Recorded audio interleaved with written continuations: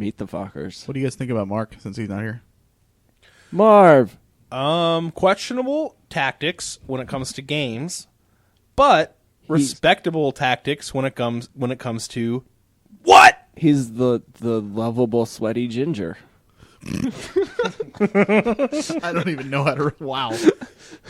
Dad. I mean, you're not wrong. I mean, am I wrong? No, you're really not. You're really not. I know. I really want to play his Vive when he gets it too, but at the same time, them germs. I want to make sure I use it first. Well, what I'll probably do is we have like Clorox bleach wipes at our house. I'll just bring like a tub of them.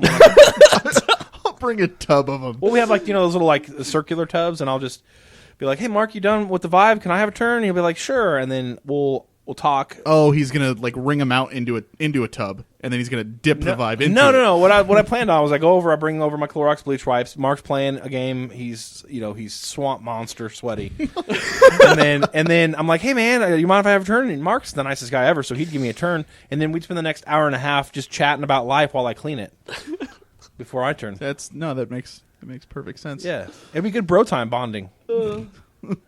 Gross. Yeah. Sorry, Mark.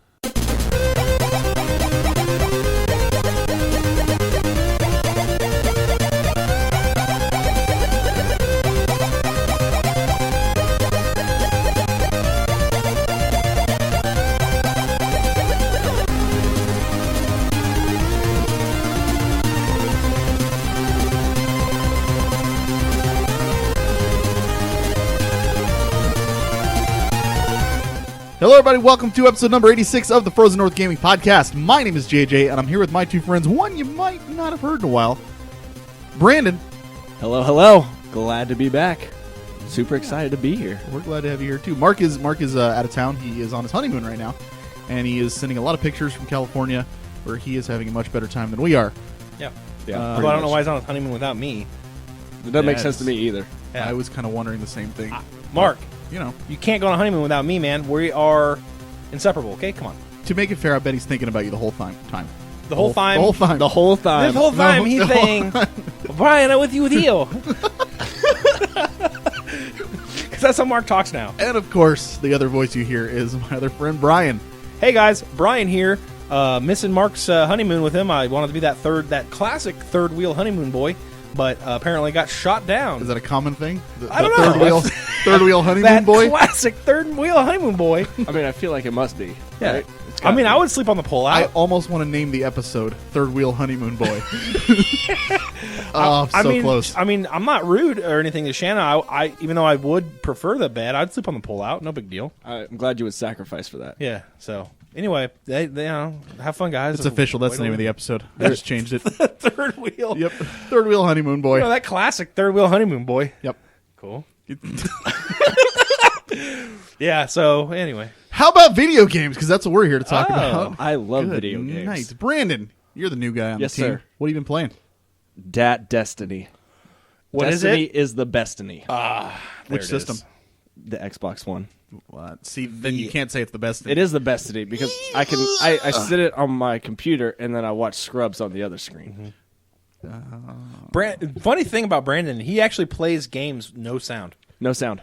Yeah, I don't it's usually true. play with sound on. Yeah. I like to watch TV while I play. Last a couple weekends ago, we had a Heroes weekend, and his roommate Nate actually had the sound on, and he was like, "Oh, that's what this sounds like." Yep, it's very interesting. Yeah. It's an eye-opening experience for me. Yeah. So No, I remember when we did our WoW week where we played World of Warcraft for what was it, 5 days straight? yeah, 5 days straight. And just leveled a party from 1 to we got to what 70, 70, yeah. something like that. And you were the advocate of no, we have to have the TV on. Netflix must be playing while we're doing this. I have to have a TV on when I play. I need the multi distraction. You have to have going on. secondary and tertiary Yep. distractions. I do. I need it. I just don't play with sound on. Hey, to each their own. When I play a portable game, I don't play with sound on. So a lot of times when people talk about the music in portable games, I have no idea what they're talking about because I'm usually laying on the couch watching TV or something. It's the best way to game. That's the way it goes. So just Destiny, pretty much? Just Destiny and Heroes of the Storm. That's about it. I've been Such a busy. bro. You're such a bro. Man, I can't help it. It's okay, bro. It's how I roll. At least they're good games. yeah, So, they are. yeah. They're Can't- solid games. Can't, especially Destiny the way it is now. Yeah, It's a much heck of a lot better better since the still. update. I think we're all looking forward to Destiny 2, though. Thank you, Bungie. For sure. Brian? I just actually went to my brother's house to game it up. We were going to play co-op, a co-op game, but we were going to play Resident Evil Revelations co-op. Yeah. But we had to both buy it, and we went to Game Shark to play it, but Kyle may have gotten ripped off by Games Portal or something like that. I can't remember. It was a game or cheapshark.com will have, if you guys know about it, it's a website. It compiles all the deals in video gaming across all of the websites. So you have like Good Old Games on there. It's like a one-stop shop. So if you don't want to open Steam, search for deals. Open Good Old Games, search for deals. It's just it puts them all there. You can search for a game and it'll pull up all the websites where it's currently discounted. Anyway, Is that just PC? no, yes, yeah. Okay. It's like searching for Steam sales throughout all the things. That's Anyway, still pretty cool. but I played and beat East 1. In the That East surprised Chronicles. me when you told me that. Why? Just because, well, for one, I didn't even know you were playing it. And then two, like, that just doesn't strike me as your type of game. I beat it yesterday. I liked it. I've had it for a while. I've always wanted to start the series, but weird combat. You don't actually hit any buttons to do any combat. You just run into people and it swings your sword, and you have to like angle it so that if you go straight on, they hit you back. So you have to kind of catty corner. It was very, very strange. Seems odd. Also, been playing Demon Souls. I'm going to catch up on the Souls series so I can play 3. Starting with Demon Souls, fun. Beat the first boss, no big deal, no big whoop. Anyway, and also can confirm started Saints Row 3. Mark, I can confirm it is indeed fun. It's a fun little game. Doesn't take itself. Good. I was wondering if he was telling the truth. Yeah, it it is 95 fun. times he said that in his review. It's a nice little romp. You can just, it's less serious than GTA, so you can just run around and be goofy in it. And then I've also been trying to get through my Ratchet and Clank backlog, and I'm on Deadlocked, which is on the PS2. Been playing that as well. So, Solid. I beat Metal Gear Solid 5. Nice. Finished it. Woo! And fantastic game. Absolutely adore it. And it just makes me want to go back and play the older games, even though I know they're totally different. But I had a really, really good time with it and highly recommend it. Also beat Fire Emblem Fates Birthright as well, which, dude, like, probably my favorite personal Fire Emblem game. I know it's going to be a little bit easier and probably, like, less to do than some of the other ones, especially Awakening, but I like that about it. So I had a really good time with it. Recommend that highly as well. And on stream, been playing Final Fantasy X. I haven't decided whether I'm going to go for Platinum on that. I want to. Do that 100. But every time I, like... the Lightning. 200 times. That's 200, yeah, consecutive, too. Yeah. Every time, and it's not even just that, but every time I look at, like, the things you have to do for it, I'm just like, I don't know that I want to... I think I don't think I've ever in a game come across something so blatantly ridiculous as dodging 200 consecutive lightning strikes. It doesn't count up. It's if you're at 199 and you're about to dodge that 200th lightning and you get hit, you have to start all over again from zero. Yeah. I've never understood that kind of mentality in gaming. Like, do people like? Is it something that's enjoyable to people? Yes, if it's an achievement, it could be enjoyable. So the journey. I'm just saying. I don't know. I don't know the game. I don't know the reference point. But you can look at it as like if you do it, then afterwards you're like, I've done the freaking Exactly. 200 lightning Yep. strikes. Yep. But Anyway. still, That's where the enjoyment comes, the accomplishment, the sense of purpose and defeat. Yeah, but- Challenging. I would certainly feel defeated. I mean, I could dig a huge hole in my backyard, and then fill it back in, and hey, look, I dug the hole and then filled it back in. To each his own, man. I guess. If that's what gives you purpose in life, so be it. Is that going to give you one of the ultimate weapons in Final Fantasy No, it's gonna get me to China though. Physics. X? I don't think that. Okay, all right. All right. And Final Fantasy 11. You guys saw me play a little bit of that earlier. I've been kind of just hopping on there every now and then. Oh God, yeah, Bravely Second. I've been playing the crap out of that game. How is it? Oh my God, I love it. I love it so much. It's so awesome. Like, so you can. This one has like branching choices. So in the first one, you just played through the game, you would do a side quest, and you'd get a new job unlocked. This one has the same thing, but when you do these side quests, you have to make a choice at some point whether you're going to side with side A or side B. Depending on which one you go with, you're going to get a specific job out of it that way. Right. And now eventually towards the end of the game, you still have the option to get these other jobs that you missed along the way. But it kind of adds a cool new dynamic as far as how you're going to play the game, because like I ran into a choice the other day where I was playing, it was the first one that I had to do, where I had to pick who I wanted to side with, and it was going to give me either the thief job or the red mage. So I had to decide, based on what I have unlocked already and how I want to proceed, which job do I want to use. Right. Ultimately, I didn't really care because I'm going to get them all eventually anyways. Right. So I decided to go with like how I would play it, Right. how I would do it, and ended up unlocking red mage. Ooh. I really wanted thief though, to be honest with you. But I think that's kind of a cool dynamic and adds a little bit of replayability to it. Music is still very good. They've ironed out so much stuff, and just made it. It is the perfect couch game. Holy crap, grinding is easy in that game. It's awesome. Yeah, you can set it on auto and watch TV and. Yeah, exactly. It is great. All right, so let's hop right into it. Contributor question. Last week we asked, what game do you feel deserves a sequel but never got one? Got a couple of responses. We're going to go ahead and play those for you right now. So, Eric and Mark, take it away. Hello everyone, Eric here, and I'm going to tell you about a game that should have got a sequel, but sadly never got one. You probably never heard about this game. It's called PsyOps: The Mindgate Conspiracy. It was released on Xbox and the PS2 in June 14th, 2004. This game was very special to me. It's a third-person kind of action-adventure shooter. It had cover mechanics before that was a thing. It had physics before that was a thing. This game came out before Half-Life 2 did, and Half-Life 2's big thing was realistic physics. This game did it before Half-Life, which is kind of amazing. But the most egregious thing about this whole thing is this game ends with a big fat to be continued, and then sadly never it just doesn't get continued, and it makes me very sad. So sadly we will probably never see a sequel to this game because it was published by, and I think even made by, an internal team at Midway, which Midway is no longer a thing. I believe Warner Brothers owns the rights to this now, and they will do nothing with it. They will never, ever make a sequel to PsyOps, and even if they did, it probably wouldn't continue the story that this game had. And the story itself wasn't great, but it was mostly just the unique gameplay. You had all these different psi powers, telekinesis, you could use mind control, pyrokinesis, set people on fire, you could drain their brains and make their heads explode. It was amazing. The game was great. Never make anything like it. They don't make games like that anymore. It's fantastic. So, PsyOps: The Mindgate Conspiracy is the game that I want a sequel to, but sadly will never happen. Thank you, JJ, Mark, and Brian. I'll see you all later. Hey everybody, Mark the Machine here. Best game that never got a sequel. I've got a weird one. I don't know if anyone else is going to say this one. My choice is Bulletstorm. Came out last gen. It was a first-person shooter.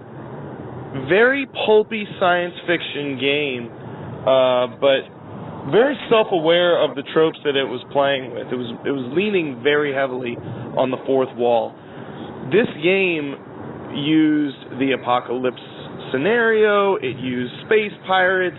It also used space marines.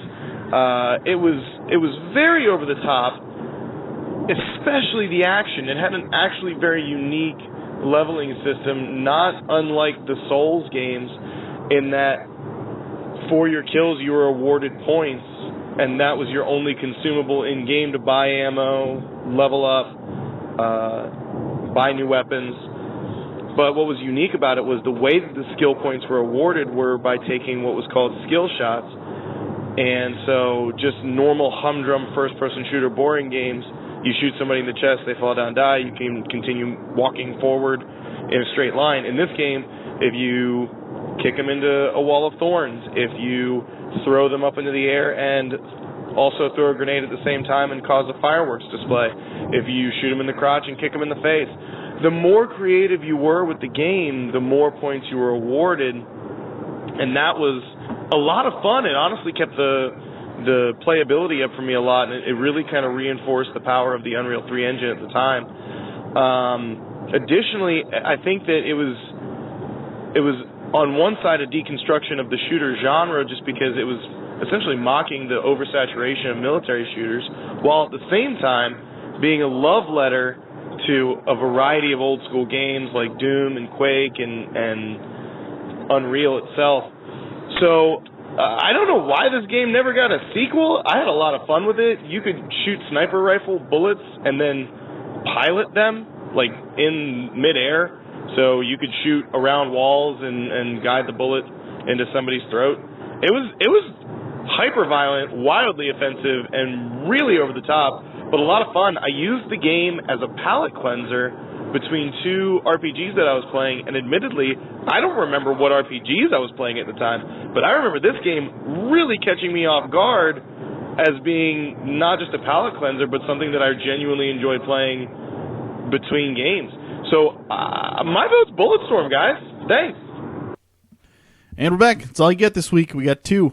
And coincidentally, 2 games that I have never played before. Yeah, pretty much. Although I do have to call Mr. Urkable Gamer, I have heard of PsyOps. In fact, I played PsyOps, and that's how my favorite song in that is obviously the Cold song, With My Mind. I thought I was Breaking Benjamin at first. I was mistaken, but we listened to it for a second. Brandon and JJ had no idea, but yes, I do love PsyOps. I at least played the demo of Bulletstorm when it was out. It was pretty fun. I never did play Bulletstorm, but I don't remember why I didn't play it. I think I was playing other things at the time. I just can't remember, but it always seemed interesting. It probably required thought. Yeah, probably. That's why I just can't handle that. But from what Mark the Machine was saying, I do know the feels of like a palate cleanser taking over as your main, because I'm playing Demon Souls, and I needed a Souls game always needs a palate cleanser game when you get frustrated, and I started, like I said, Saints Row 3, and I'm actually really, really enjoying that palate cleanser, so it's a nice little romp. Solid. What about you guys? Any games that you think... Yep. Yes? Yes? Yeah. That's your answer is yes. No, I definitely have one, but you guys have heard it 1,000 times before, Legend of Dragoon. Oh, yeah. I mean, what is it going to take for me? Do I have to go to Sony, get a guy in there, put him in a basement, turn bright lights on his face, get right in his face, and then politely ask if he would please make Legend of Dragoon? And he goes, I feel like don't make the... I feel like if you did that, being polite would kind of go out the window. Are you sure? At that point, I don't know how much effect it would have. Can you be rude in your actions but polite in your words? You can. I guess. just don't know that. I think it would be more confusing than anything else. I think so. Bop him on the head and be like, oh, sir, please, if you would just produce. These guys Legend just of beat the Dragoon. crap out of me and chained me to a chair, but he bought me a really good sandwich. And he did say please. I think mine, it still may come out, but Red Dead Redemption. I mean, come on. That was I mean, that was my first thought. ridiculous that we haven't had a sequel to that yet. They did release a leaked map, Quote so, unquote leaked. Yeah, We'll see what happens. yeah, we'll see. Heck, the first game, it still holds up Oh super my God, well. yeah, so amazing. Did they actually? That is on. Is it on backwards compatibility yet? Not yet. No. But That's like the number one requested game to be on backwards compatible. Yeah. But it's not yet. Oh, what a great game. Mine would be, I'm going to go JJ style here. Secret of Evermore on the Super Nintendo. I freaking love that game, and always thought it deserved a sequel because there were a lot of things that could have been done better, and I think a sequel could have been a good chance to do that. So, solid game. All right, so thank you again to our contributors, and at the end of this episode, we will have another question for next episode. All right. Episode. But that's all it takes is we ask a question, you record yourself, send it in. I will even edit it if you want me to, and I'll put it in the episode and let other people what you think about this kind of stuff. It's good to get a bunch of different responses and opinions because, I mean, if it was just us talking, it'd be dumb. Yeah, get your voice heard. It'd be dumb. Get that voice heard. Get it heard. And you can send those over to frozennorthpodcast@gmail.com, which is our email address. Our website is fngaming.net. Our Facebook is facebook.com/thefrozennorth. Our Twitter is @fnpodcast. Our blog is frozennorthpodcast.blogspot.com. We're on Twitch at twitch.tv/frozennorthgames, where I stream usually Wednesday and Thursday nights, sometime between 6 and 9 p.m. Central. We're on YouTube at Frozen North Gaming, where I release the episodes one day early. So you'll see those on Sundays instead of Mondays, which is when the iTunes versions and everything get released. And speaking of iTunes, we would appreciate you to go over there and subscribe to and rate us on there. Thank you very much. Just tell us what you like, what you don't like. We're here to listen. Yeah. Boom. All right. Couple of announcements real quick as well. So a few episodes back, we talked about doing a video game book club where we were going to play through a game and then do like an offshoot show. We're looking for suggestions and stuff, and I'm going to have more details on what we're going to do sometime in the next few weeks. It's actually going to be an offshoot, so don't look for it. Well, maybe I'll put it in a regular episode as well. Either way, just keep an eye on our feed and look for it. But the reason we hadn't started yet was because we were waiting for the game to actually come out, and it's finally out on Steam. Final Fantasy IX is going to be the first one that we do. And the reason we're choosing that is because there are so many ways to get it now and so many ways to play it that it's really easily accessible. And I've heard really good things about the port on Steam. Everybody's saying they've improved it like tenfold. Yeah, they made it easier and added a bunch of easy stuff and cheats and stuff. Yeah. So can't complain about that. Yeah, you can't. And it's a great game on its own right.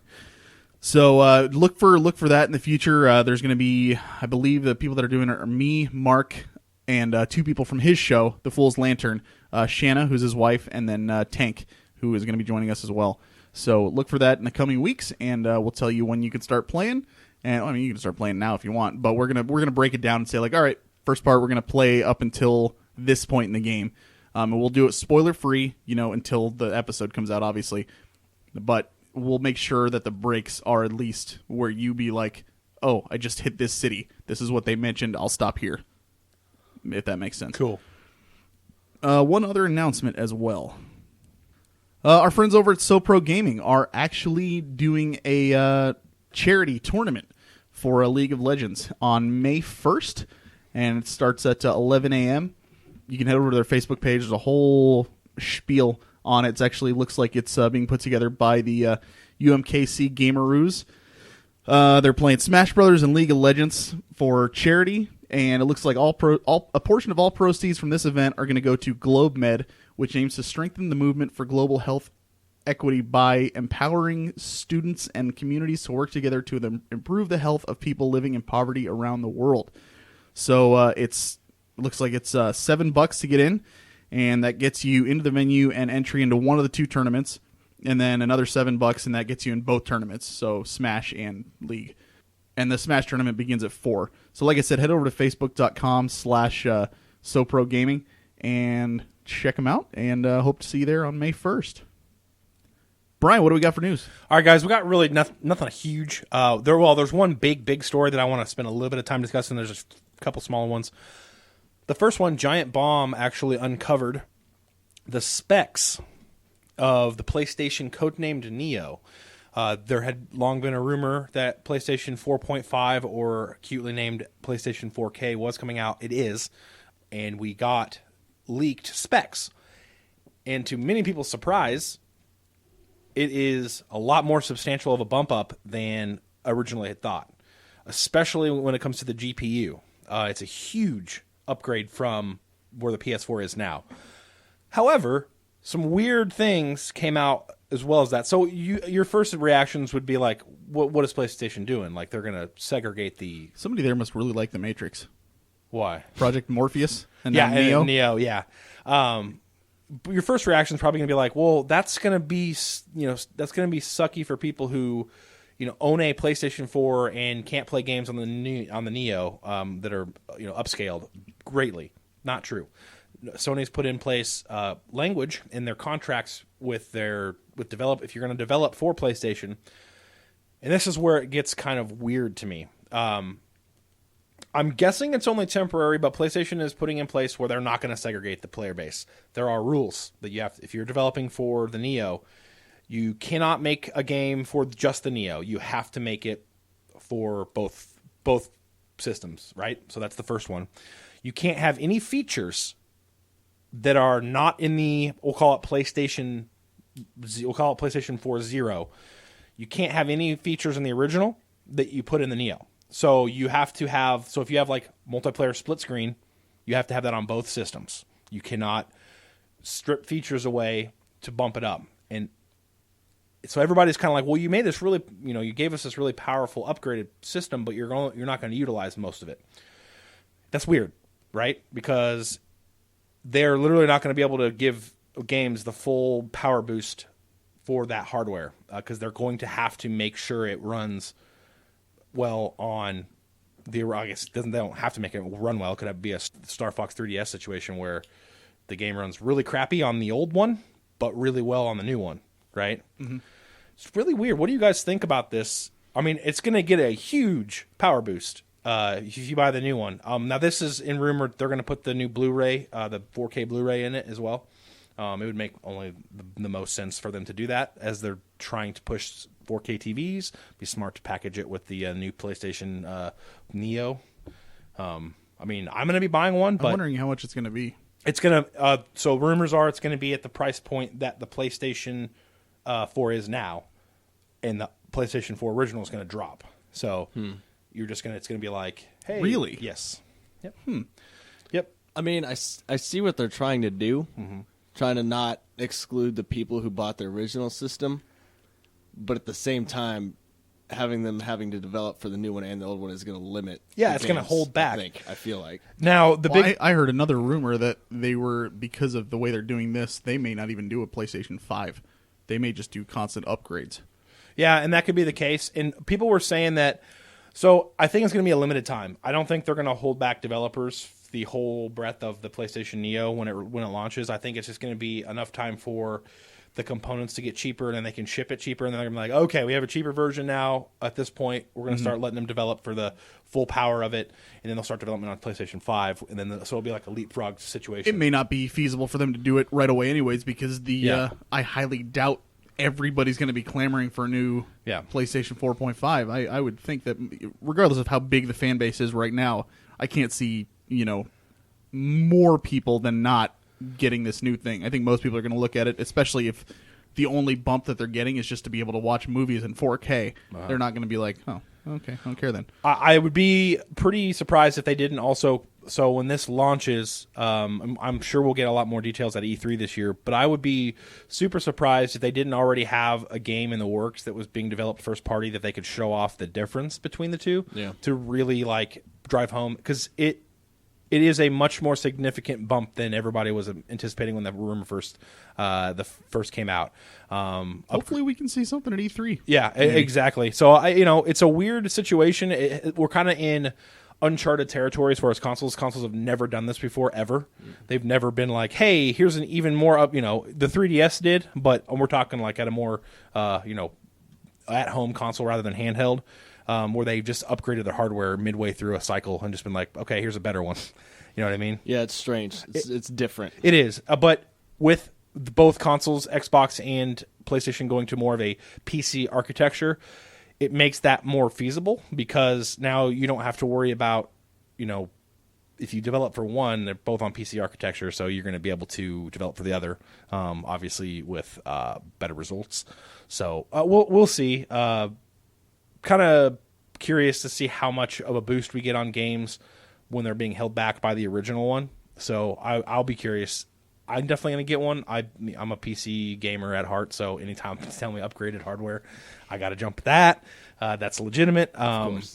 They could probably push a lot more 60 frames per second and stay at constant resolutions. One of the big knocks with the PlayStation 3 even was they were like, it's 1080p. It wasn't. It never was. It was always upscaled from like 900p or even lower. So we'll see. I think it's a weird situation. I wouldn't say weird. I'd say it's an unprecedented situation for a company in mid-cycle to just be like, here's a better version of it. And I'm sure Xbox is like waiting in the wings watching and seeing like, is this, because I think there was a rumor that Phil Spencer was kind of tossing this idea around of like, upgradable, Yeah, I mean, he's been tossing the idea around. So I'm wondering if they're gonna kind of wait and go, okay, does this work? And then pounce. Right. So that's the big news. That's the big thing that dropped over the course of the podcasts. But there's a Xbox 360. They're done making those. Which business sense, that's fine, and not to mention they're pushing backwards compatibility. So I don't really see any problem with that at all. I'm sure by the time they run out of, literally 360s on the market, they'll have most of the games backwards compatible by then. So, yeah. And then the last news story is a big divisive title dropped, and I guess JJ can talk about it a little bit because he played it. But Star Fox Zero dropped with huge mixed reactions. In fact, I haven't seen a review yet that has kind of every single one's a different. It's either really great or really bad, but it all kind of stems around a decision in the control scheme. Why don't you tell us a little bit about it? So let me first start off by saying, and I Brandon said this to me while we were on the break earlier. I forgot to mention this in Now Playing, but actually this works out better because now I can talk about it. Yep. Yes, I have been playing Star Fox a little bit. Let me start first by saying that the game itself looks better than I thought it was going to. Just from the videos that I've watched and everything like that, I was like, wow, this looks just like Star Fox 64. And granted, it still kind of does, but it looks like a really, really good With a fresh version. coat of paint, yeah. That and the game itself, like the things you do and the amount of options and different paths you can take and stuff. I mean, it's got everything that made Star Fox 64 so great, just amped up. And they do it really well. It's just a really, really good time as far as the game itself. I think it's well designed, and I'm having fun from a standpoint of looking at the game itself. Now, when we talk about the controls, though, what were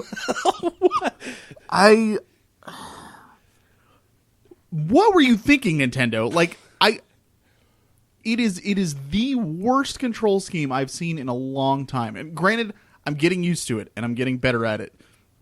And I think I'll be able to deal eventually. But it's not intuitive by any means. And you have to... It's like...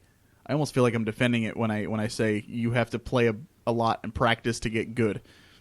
But there's a line that in there where, you know...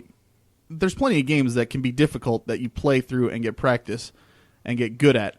But it's like, okay, think of it like baseball. You practice baseball and you get better at it through playing the game and doing well. Right. But imagine if somebody gave you the glove and like you were trying to put it on backwards the whole time and playing like that. And little by little, you start to realize maybe I should turn the glove a little bit more. Yeah. Maybe I should turn the glove a little bit more. Maybe I should turn the glove a little bit more. Maybe I should put it on the right way. Oh my gosh, now it's so much easier.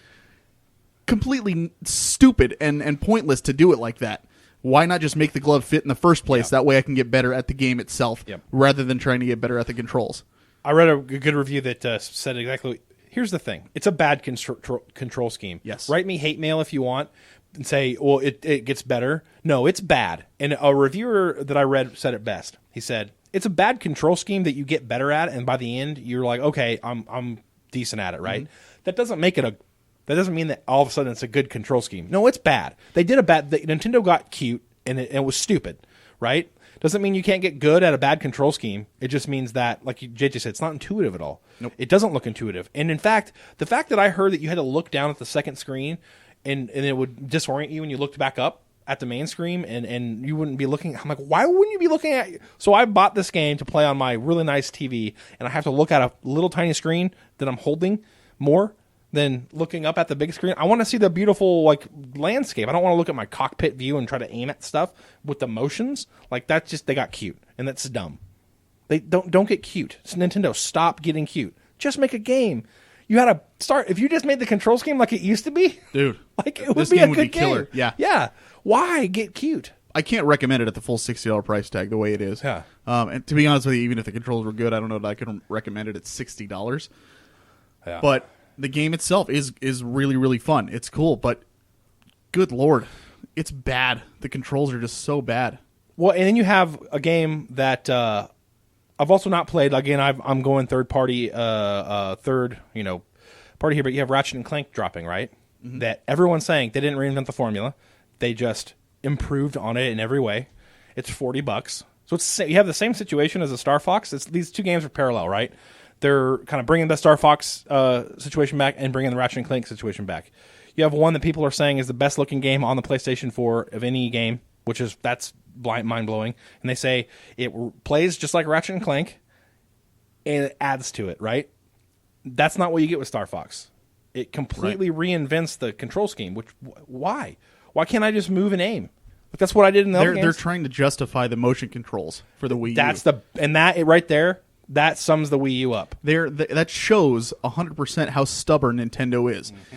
I mean, perfect examples. PlayStation had the Vita. They wanted to push it when it first came out. Now it's dead. They don't even want to develop any more for it because they realized it wasn't working. Right. Xbox, they had the Kinect. They included it in the system. They forced people to do it. They wanted to force it in certain games. They realized it wasn't working, so they scrapped it.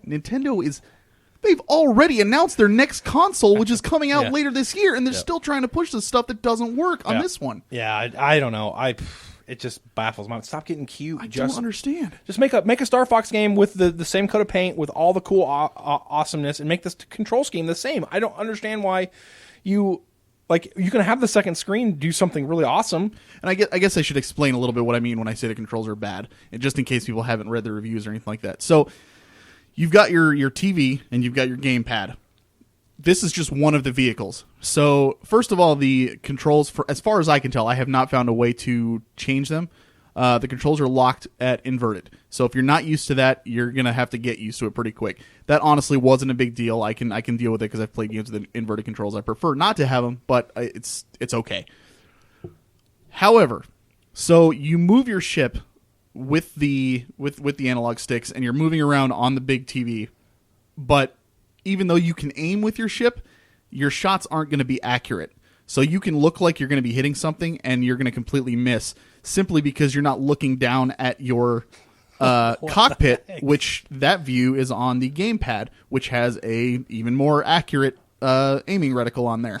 So you've got to be moving around, and you can't move left and right with your other thumbstick. Like what I like to do with dual thumbsticks is I like to be able to move with one and then move my head with the other.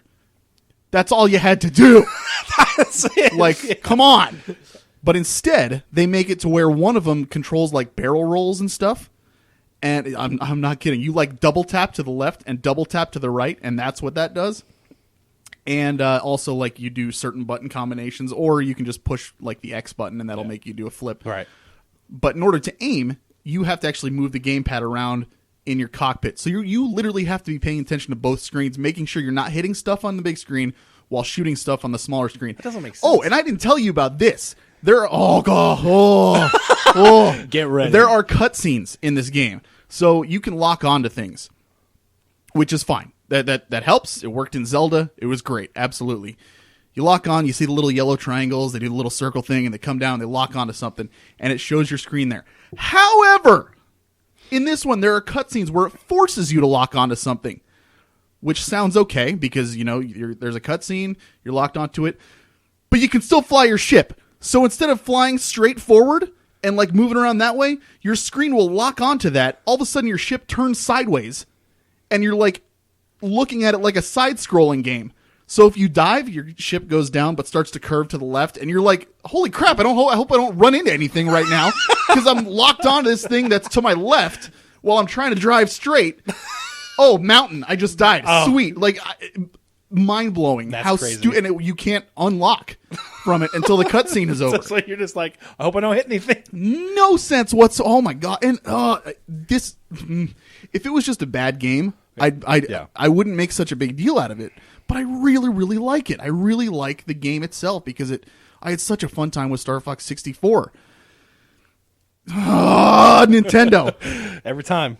It's so frustrating. Don't ruin Zelda, please. You got me freaked out about Zelda. Woo! We're sitting there in our Facebook chat, and I was ranting about Star Fox like I was, and Brian was like, just wait, man. On the next Zelda game, you're going to have to attack by, swiping across the screen with your finger on your gamepad. And I was like, oh, my God, they might do that. It's sad that we actually are don't. Yeah, and because, you told me that 5 years ago. I'd have laughed at you that's stupid. No, but then I play Star Fox, and now I'm like, oh, they might do it. Yeah. They might do it just to justify the second screen. Oh, they're totally going to do it. I can see it happening. I'm glad it's coming out on the NX. Maybe the NX will just be hey, here's a normal controller. But it's Nintendo, so that's probably not happening. I really hope that Nintendo can do some sort of a patch or something to where you can just change the control scheme to be original. That would be awesome. So awesome if you could do that. Just have it, because in the original game, your movement is so up. Your reticle and your ship kind of stayed, That's fine. That's They all just you need an option that says gimmicks on or off. Hey, control gimmicks. Would you like to play in Nintendo mode? Nintendo gimmicks on or off? Off. Yeah. Yep. Anyway, that was your news. Call it Miyamoto mode. Miyamoto mode. Yeah. Anyway, you write me hate mail all you want. It's a bad control scheme. Sorry, I haven't even It played is bad. I haven't even played it, and it sounds bad. I'm not hating on the game itself. I'm just Yeah. hating on the controls Yep. and the Yep. decisions within. Oh, and the stupid fact that one ship has inverted controls. There's another ship that goes up and down and flies, doesn't have inverted controls, and you can't change that one either. Why? Why not? So if you're not used to one, it doesn't matter because you're going to get used to them both at some point. And don't even get me started on the chicken controls because those are the worst in the game Oh, God. ever. But All it right. looks pretty though. It does. It does look pretty. Rant's over and news over. Thanks, guys. God. Third wheel honeymoon boy. I am the classic third wheel honeymoon boy. You got them all riled up, man. Dude, I am. That's because I think I'm channeling Mark right now. You are. we get riled by Nintendo because every time we they love 'em. because every time they have like a chance to just do it right, they don't. just do it wrong. Like they just. That's the best way to feel say like it. they're in a board meeting and they're like, okay, so here's the normal Star Fox controls. It looks great, feels great, smooth as butter. And then that guy walks in and he goes, whoa, brilliant idea.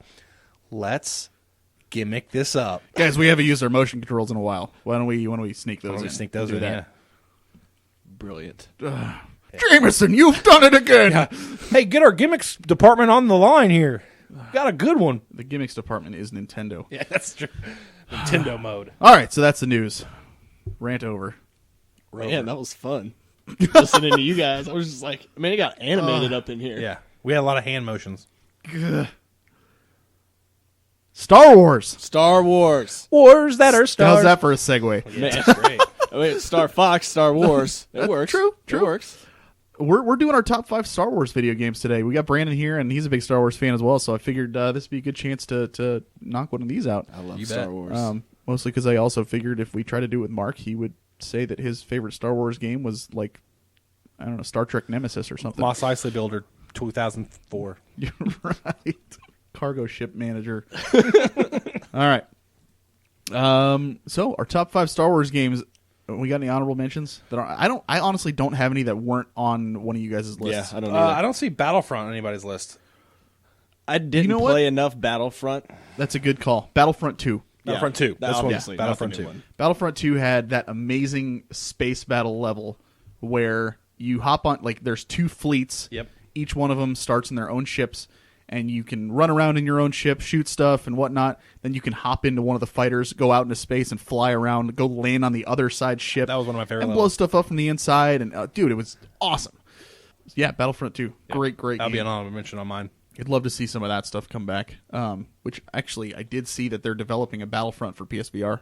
Snap. Yeah, so Oh, should buddy. be interesting. Whoa. Yeah. Pretty cool. All right. Anybody else got any other ones?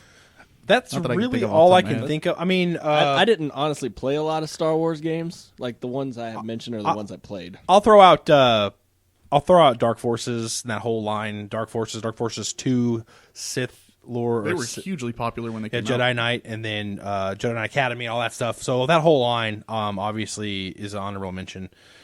Huge games. So Solid. Let's get started. Brian, why don't you start us off? all right. Actually, funny enough, this is a game I recently played. My number 5 is Knights of the Old Republic 2: The Sith Lords. But that is on somebody else's list later, so we'll talk about it then. All right. I'll go next. My number 5 is the Super Star Wars trilogy. For Super Nintendo, there was Super Star Wars, Super Empire Strikes Back, and Super Return of the Jedi.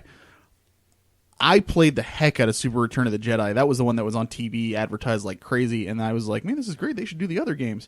And I found out they did. So I went back and played those, and these games are, first of all, they're side-scrolling, which, isn't huge with me, but, I mean, Super Nintendo NES games, though that's when side-scrolling was huge anyways. Just so very well done. The sound, oh my gosh, fighting with lightsabers in that game was so cool. It was just a really solid game, and I really would like to see. I don't know if they're on Virtual Console. To be honest with you, they might be. You'd have to look real Super hard. Star Wars, yeah, it's on Virtual Console. I have it on the PS4. It is on PS4. Yeah, You're right. Yeah, 'cause yeah, I yeah. got it for free. Yeah, So that's a great game. I haven't played it yet. You should check it out. I recommend it for sure. Nice. So that's my number 5, the Super Star Wars Trilogy on SNES. Brandon, what's your number 5? My number 5 is Lego Star Wars, the complete series version. So, those of you who don't know me, I love two things in this world. Legos and Star Wars. This is true. So putting them together is just kismet. So the first Lego Star Wars game I played was the original trilogy. It's just the first 3 movies. It was the first Lego Star Wars game I believe they made. It was good, right? So then they come out with the complete series, which has all 6 movies put into one video game, and it was amazing. Yeah. So for those of you who don't play Lego games, I play like every single one that's ever come out because I love them. They're funny, they're witty. This was back in before the Lego characters talked, so they had to do everything with like motions and stuff and sound effects, and it's just so Really good. so solid. Gameplay's great. You can play like it's any character in the series pretty much, and it was just a lot of fun. Really enjoyed that game. Yeah. Cool. I can concur. I played it. It's really good. I've never played the Lego Star Wars ones, but I mean, I played Lego Marvel, and I mean, they're pretty similar. Yeah, Lego Marvel's like, so Star Wars and Batman are like the OG of the Lego games. Yeah. So they're really kind of basic, but So that would probably be more my speed, anyways. Probably. yeah, like Lego Marvel's like super like open world, like Yeah, there's no open world in these Yeah. Star Wars. It's just levels. but they're fun. But they're they have just- like a hub and everything. cool. And then there's some Challenges. spaceship levels and stuff too. Yep. So they mix it up. It's a good game. You should It definitely is. check it out. I agree with Brandon wholeheartedly. Solid. Brian, number 4. Me, Brian, number 4, X-Wing, TIE Fighter, X-Wing versus TIE Fighter, the old computer space sim games. God, man, I played my first one back in the early 90s. We'll and still talk about this. Fell in love with those games. They're space sim games, so they're like Flight Simulator. It's like if you took Flight Simulator and then put it in space and then added Star Wars skins to everything. I remember I played X-Wing for the longest time, and I would just load a level that had one Star Destroyer, and I would just go blow it up every time.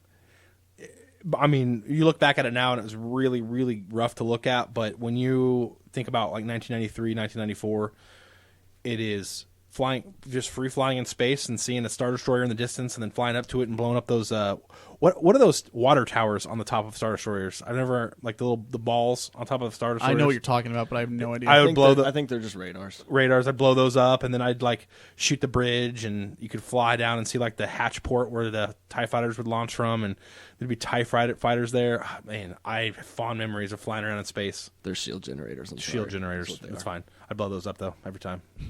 Probably a good start. Yep. Solid.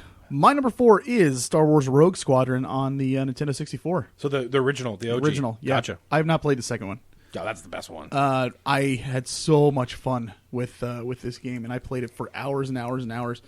This is one of the first games, like as a kid, and even now, if I play through a game, I am very reluctant to be like, oh, I'm going to play through it again on a harder difficulty. I just want to get the story and be done, and that's it. The gameplay was so fun in this one that I was like, I got to try it on the harder one. Mm-hmm. I never did beat it on the hardest difficulty, but I got pretty darn far. And for those who don't know, Rogue Squadron is basically Star Fox with a Star Wars skin. With good controls. With good controls. With good controls. Yes. Well, it's like the original Star Foxes with good controls. There you go. Yeah. But a fantastic game on the N64. So if you have a chance It is. to check that out for sure, give it a go. I love any games with piloting and that have good controls. I'm not going to let that go at all. You Ever. shouldn't. You shouldn't have to. They messed up. No. They fell on their face. Oh, I'm getting riled. All right, Brandon, number 4. My number 4, to keep on the theme with flight simulators and things like that, I picked Episode 1 Racer, the pod racing for the game. N64. I didn't play it on the N64, actually. Fun GameCube? fact. No, the PC. Wow. So, yeah, I know. It's kind of weird. I don't usually play games on PC, but I had this game for the PC, and I had a little joystick and everything that I Yeah. would play with it. So many hours after school wasted just playing that game. I mean, it was a pod racing game. What more do you need Yeah. to say?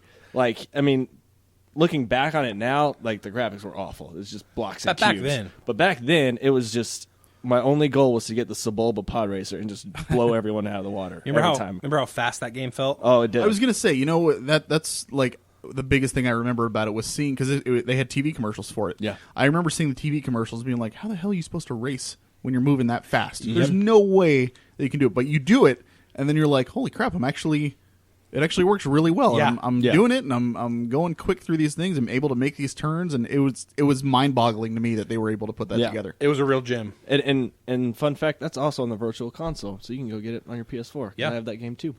So Brandon, I know. Hey man, you were just I'm all over it today. man, Look at this guy. just brightening my day. I know. Mark, you've been replaced. So if you haven't played it, I don't know that anyone who plays Star Wars games has not played this game, but if you haven't, it's fun. Go check it out. It is fun. Yeah, absolutely. Brian, number 3. My number 3, Shadows of the Empire, shows up later on somebody else's list, so we'll talk about it then. My number 3 is the Old Republic, the online MMO. You know what? I really, really enjoyed my time with this game. I loved, like, regardless of whether it was an MMO or not, I played an Inquisitor, and I loved playing through the storyline on that. Not to mention you get your own ship, and you're able to do space battles, and I still keep telling myself I'm going to go back and play through another character, because I really want to. I just haven't. But the Old Republic is a really, really fun game. Yeah. Especially if you just want additional Star Wars story and lore. And you're the center of the story. I still remember when we all got that. Yeah, man. When we were at Lowe's, and I called in sick like 2 days to try to push JJ to limit to Yeah, beat man, him 'cause to. he You was- jerk! was I was beating me. freaking out. I was like, I'm gonna be the first one there, and then like Brian like gets like 20 levels in 2 days. He's like, ooh, I might beat you. I'm like, no. Oh man, it was great. It was so much fun. I was like, I could probably push JJ if I. And so I was like, I'll just call in Thursday and Friday and have a 4-day Well, weekend. you and definitely just- pushed me. Yeah, and I was like, Yeah. all right, here we go. And so then like the Thursday and Friday, I started leveling, and then that weekend, JJ's like, what? No! Oh, you're not going to beat me. So then he played all weekend and he ended up winning. I mean, you had a big head start. And, Oh yeah, and I was. but it was way it was ahead. a close call. yeah. I mean, I think I got like a day later. I but- couldn't play as relaxingly as I had been. yeah, I was like, I'm just I gonna did- sit back, have a good time. No time for fun.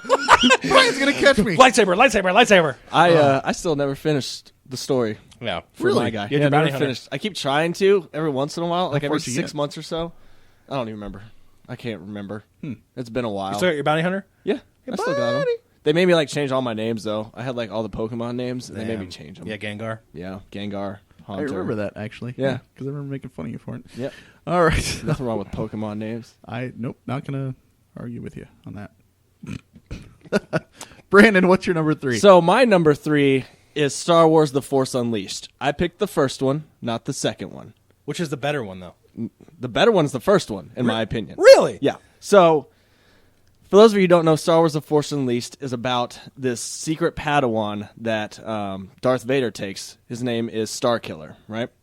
Which is an homage to what Luke's original name was going to be, Luke Starkiller. And then George Lucas decided that was too harsh and so on and so forth. Anyway, so it's about the secret Padawan that he takes on and tries to train to help him take over Emperor Palpatine, right? And so you basically, for the first time that I can remember, you get to control all the force powers of a Sith, like just free flowing, like just at touch of a button, you shoot lightning, you take down TIE fighters. The famous scene of taking down a Star Destroyer, granted, was a little iffy, but it's still kind of cool at the end. I mean, you had to. It was. Well, I won't get into that, but it was a good game. Take down Rancors. The DLC was cool, and at the very end of the game, you actually got to make a choice. Spoiler alert for those of you who don't know the ending of the game. You get a choice to either kill Palpatine and take over the universe with Darth Vader, or you could kill Darth Vader and Palpatine takes you over as his predator, his Padawan, things like that. If you pick the canonically correct story ending, you try to go for Palpatine. I think Palpatine ends up stopping you, and then he punishes Vader or something. It's been a while since I played, and so then it goes that. But if you pick where you kill Vader, you actually get the sweet outfit and everything, and you basically become Darth Vader 2.0. It's very interesting. And then the second one, obviously, is a great game, but that's not on my list. But that would be an honorable mention. But it continues the story. Yeah. But it's a fun I game, like 'em. fun action game, very fun action game. Lots of customizable options and things too. Yep. So, Cool. I like them hack and slash. Yeah. Star Wars. yep. Brian, number 2. Me, but I number 2 is this one is Knights of the Old Republic, which is not on anybody else's list. I checked. I've not played the first one. Yeah, honestly, this one's better than the second one. Even though the second one was on my list here lower. Knights of the Old Republic had one of the best twists ever. I'm not going to give it away. Please don't, because I want to play it. Yeah, I'm not going to give it away, but it had one of the most famous gaming twists ever. It's been kind of played to death now, ever since that game came out, but it was, I think, IIRC, which means, if I remember correctly, this was the first Star Wars, RPG. As far as I can remember. I think so. Leveling up, very Dungeons and Dragons meets Star Wars. A lot of dice rolls. When I say that, I mean like the game plays like hidden rolls and stuff. Very similar, but just watching the combat, they're dueling with the lightsaber while stats are ticking by. It was really, really fun, and the story was such. It takes place thousands of years before it's the Old Republic, obviously. You get to meet the Mandalorians and their war. It's so much fun. I will never forget Knights of the Old Republic. I stood in line at the midnight release for it when it came out on Xbox, and me and my friend Sam rushed home that day, and we both were we had cell phones, and we'd call, "Did you just get to this part?" "Yes, I did." "Oh my god." It was so much fun. Like, "Oh gosh, did you see that?" Yeah, so that's what I remember about that, and then obviously the big famous twist at the end was fantastic. Heck yeah. Very cool. I imagine that'll be us in about a month, 2 months with No Man's Sky. Yes. I just saw a planet. I named this Flower Burgles.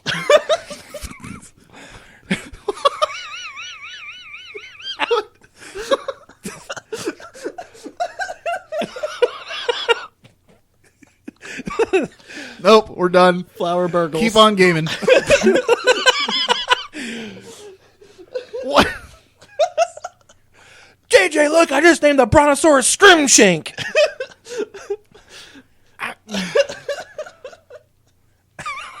I want everyone listening to know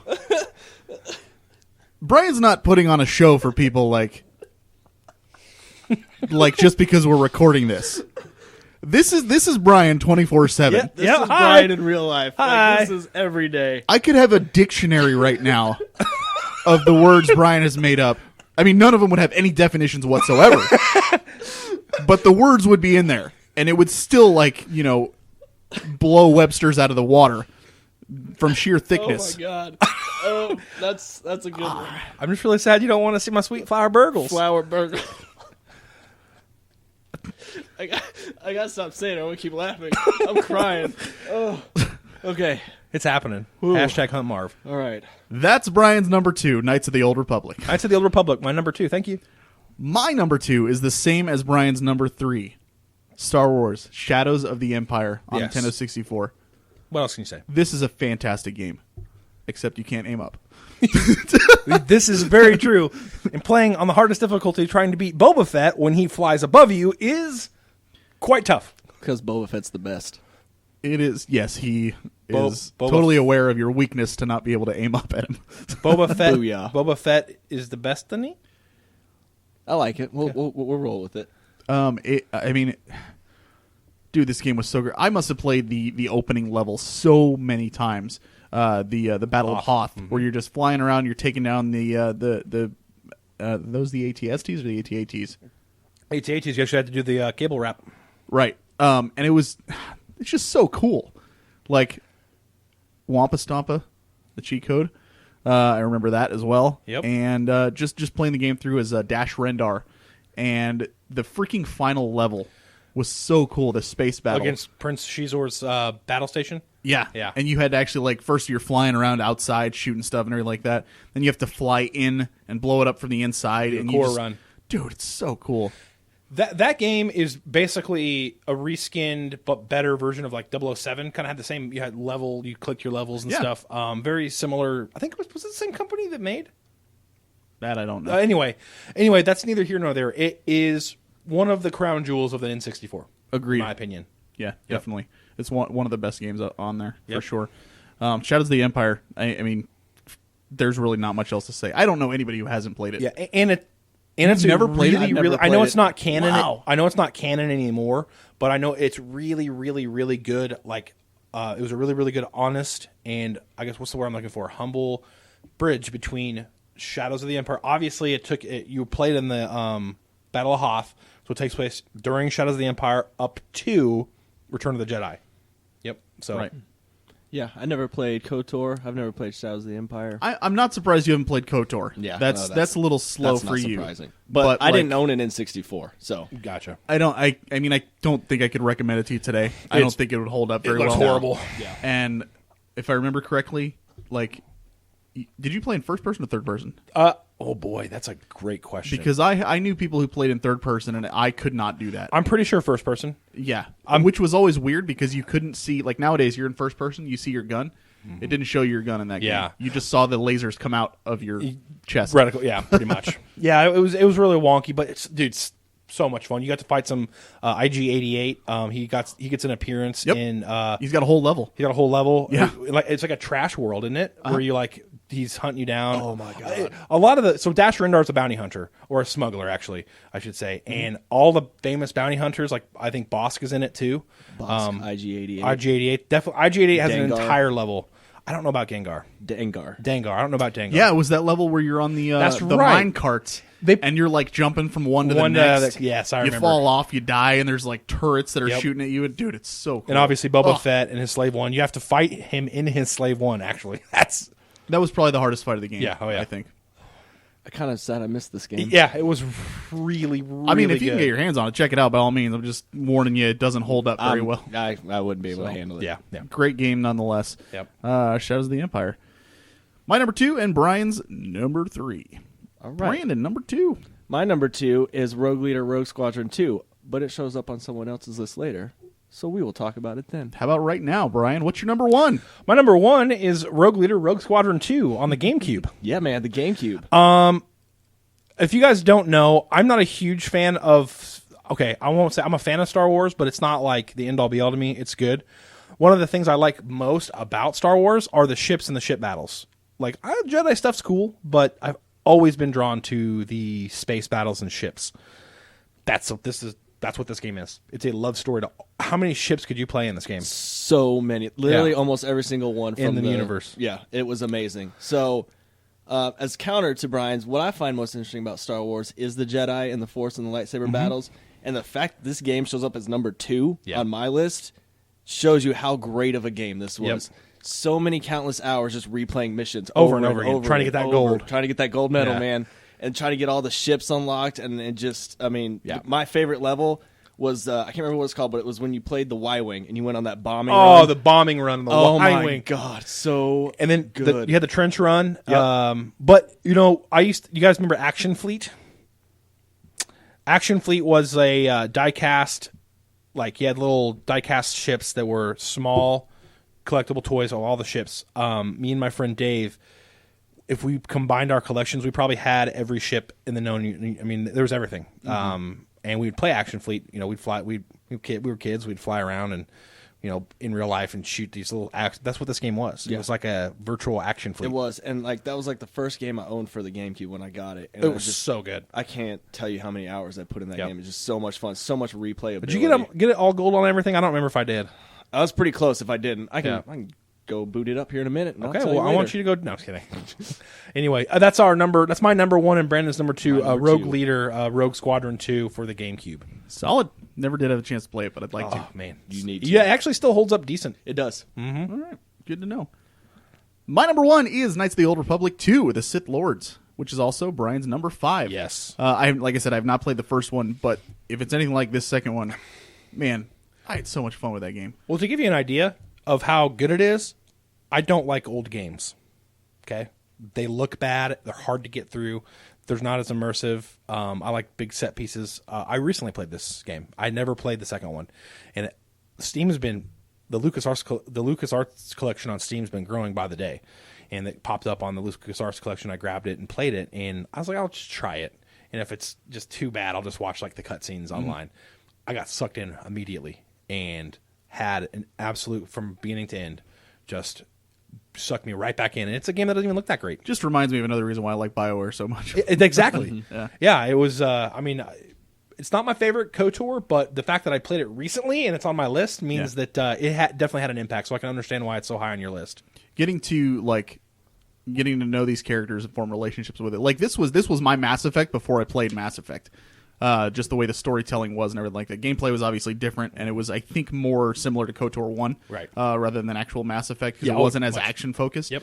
But, I mean, it had the same thing like you were talking about with 1, where you're watching lightsabers fly all over the place and laser bolts coming in from the sides and stuff like Blocking that. And just watching this stuff happen in front of you was awesome. Yeah. It was so cool. And hearing the sounds, it sucked me in bad. So I can imagine playing it when it came out was Yep. something pretty good. I'm a huge fan of any Star Wars side stories and that kind of stuff, and this was just a really, really good one. Yep. So I can't recommend that game enough. Yeah. Knights of the Old Republic 2, the Sith Lords. Brandon, number 1. So my number. He's a big Jango Fett fan, so Yeah, that's kind of why this is. Okay. Yeah. Okay. Hold pump the brakes. Pump the brakes. So, my number 1 Star Wars game is coincidentally one of my favorite games of all time, of any game. It is Star Wars Bounty Hunter. Now, I am not the biggest Jango Fett fan. I am a Boba Fett fanboy, self-proclaimed, no shame about it. We've never really had a Boba Fett game, right? So this was the closest you could get, and it actually is a really fun game. So basically it tells you the story of how Jango became the one to be cloned. Basically Darth Tyrannus. Darth Tyrannosaurus Rex? Yes, Darth Tyrannosaurus Rex. Yeah. Basically recruits him. No, not Darth Tyrannus, Darth Sidious. I can't remember. Count Dooku, whatever his real name was. Recruits him, or not him specifically, but recruits a bunch of bounty hunters to try to kill this rogue Jedi / ex-Sith person who's causing trouble. Whoever gets to kill her gets to be, this clone for this army that they're trying to make. So you go through this whole story, background of how he becomes to do this. And it actually shows, he's really got a cool history. Granted, it's non-canon now, but at the time it was. And he had all the tools at his disposal, like the rocket launcher, the flamethrower, the wrist thing. I did play this game. It was good. Does canon matter, Brandon? No, but the story's still interesting. The poison darts. You're not gonna get me. I'm talking about my love affair here. Yes. Brian's So- face right now. You're not gonna get me right now. You broke my train of thought. How dare you? This game is sacred to me. Just look at the flower burgles. The flower burgles. And so, you're going after these high priority targets, right? While you're also going after these targets, you can use your scanner to try to find little known targets and get like bonus bounties and get money to like buy upgrades and things like that. And there's you can kill everyone if you really want to. You can go through the city just flamethrowing people, which Why not? we all did, right? But no, it was a fun game, and you had your dual pistols, and there was no ammo. It was kind of cheesy. No ammo. You just hold the button down and just shoot like crazy. Oh yeah. But it just, the levels were really well designed. The enemies were good. You got to fight a crate dragon for crying out loud. And so it's just, I spent a lot of time playing that game. I still play it probably once a year or so. It's GameCube, correct? Yeah, it's GameCube. You were a real GameCube boy, weren't you? Yeah, GameCube was my system. That's the system I played the most out of besides 360. Yeah. But that was my childhood system, was the GameCube. And It's so underrated. Yeah. it is. People give the GameCube so much And- crap. and I think it's such a great system. Bounty Hunter was an underrated game. Yeah. It didn't get a lot of press, but it was a great game. I did play it. I don't remember much about it, but I remember playing it. It was just, it's the closest thing we've gotten to a Bounty Hunter game, and it did really, really well for me. Too bad Star Wars 1313. Rest in peace. Yep. May you rest in peace. Well, there you have it. Star Wars. There's our top 5 Star Wars video games. Solid. I just Good want list, to talk guys. about some Star Wars some more. Yeah, man. Well, this isn't a Star Wars podcast, Brandon. Well, I like the B-Wing. I like the B-Wing, too. I like the A-Wing. Why didn't It's they call it nice and sleek and why didn't they short, but call I'm it an a, X-Wing fan. a cross-wing, though? Because the B-Wing looks more like a cross. Because they have X-Wing and A-Wing, so they got to keep going, and the Y-Wing. It's a B-Wing. B-Wing doesn't look like a B, though. Well, because if it looked like a bee, it would look like a giant butt flying in space. A butt face. So Yeah. you don't really want that. Deal. All right. So, as I said before, we have our contributor question for next episode, which would be episode 87, not 86 like I have on the notes. Counting? So, contributor question for episode number 87 is, when do you consider a game to be complete? We know Brian's answer, 23%. 23%. 23% solid. Perfect. But are you somebody who just has to finish the main story, or do you have to do all the achievements, Brandon? Yeah. Or do you, do you need to just get all the characters unlocked? What is it to you that makes you say, all right, I finished this game. I'm done. So go ahead and send that over to frozennorthpodcast@gmail.com. Like I said, you can record yourself, and we'll throw it in the grouping of other contributors that shoot us answers, and let everybody know what you think. Yeah. Cool. I think that about does it for episode number 86. You guys have anything else? Thanks for having me on. Thanks for listening. Thanks for being here. Brandon, give him a high five. Woo! You always do a good job when you're here. So I appreciate it. Mark, you've been replaced. You have been. I did actually, while you guys were talking about Bounty Hunter, I sent him a message on Facebook asking him when he was going to be in town, and he was like, "Oh, Tuesday, why?" Which also means you may not see the episode on iTunes until Tuesday. Sorry, but it'll be up on YouTube, which doesn't matter because by the time you hear this, that'll be. I don't even know why I'm saying this right now. Hey guys, it's not going to matter. It'll be on YouTube because if you're listening to this, it's on YouTube. But I told him, I was like, also, I apologize in advance for this episode. And he just said, uh-oh. So, but I think he expects it. If he's not here, we're going to rag on him. Yeah. All right, so, without any further ado, my name is JJ. My name is Brandon. My name is Brian. And as always, keep on gaming.